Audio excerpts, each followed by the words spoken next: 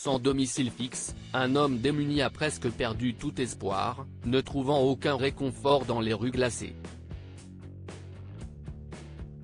Finalement, une lueur d'espoir est entrée dans sa vie et dans son âme. Les chemins de David McDonald, 46 ans, et de Kim Cormier, 35 ans, courtier en prêt hypothécaire, se sont croisés un jour. Les deux se sont immédiatement liés. Ni l'un ni l'autre n'aurait pu savoir ce qui allait advenir de cette amitié improbable. McDonald et Cormier habitent tous deux à Kingston. Selon le technicien de terrain Bob Roach, qui travaille pour une organisation qui construit des maisons pour les personnes à la rue, il y a environ 400 sans-abri dans cette seule ville canadienne. Dans un endroit sombre, McDonald faisait partie de ces 400 personnes. Mais avant de devenir sans-abri, il était propriétaire d'une station-service, et gagnait bien sa vie. Malheureusement, en raison de la hausse du prix de l'essence, son entreprise s'est effondrée, et il a presque tout perdu.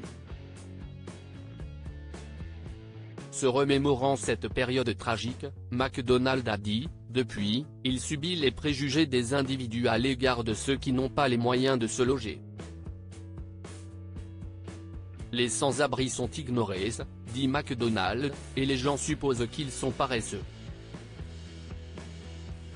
Un nouveau départ. Cependant, Cormier n'avait pas ces préjugés et n'a donc pas hésité à l'aider. La courtière en hypothèque a rencontré son futur compagnon en juillet dernier après qu'il lui a demandé de s'occuper de ses affaires. L'ancien chef d'entreprise devait trouver rapidement une chambre à air, pour le pneu de son scooter qui avait éclaté.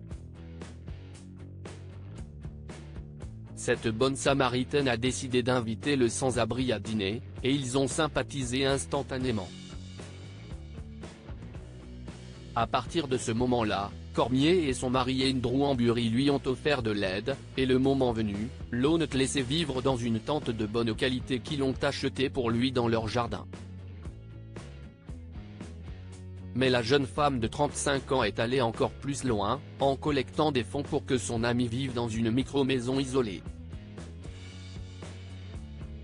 L'objectif est qu'un jour, il soit entièrement propriétaire de la maison. Cormier a fixé l'objectif de la collecte de fonds à $18 000. Une reconnaissance infinie. Les deux nouveaux amis ont exprimé leur gratitude la plus vive pour la présence de l'autre dans leur vie. Il a dit, « La détresse de McDonald a touché le cœur de nombreuses personnes, et la campagne de collecte de fonds a dépassé les attentes. Les dons ont dépassé les $18 000 initiaux, et la collecte est maintenant terminée. » Alors que l'humanité continue d'être cruelle envers les personnes défavorisées, il existe toujours de belles âmes prêtes à tendre la main.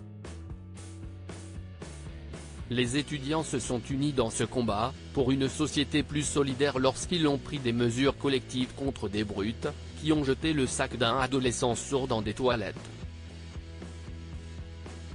Un lycéen, Alex Hernandez, qui ne peut pas entendre depuis l'âge d'1 an, a découvert que 2 garçons de son école avaient jeté son sac dans les toilettes.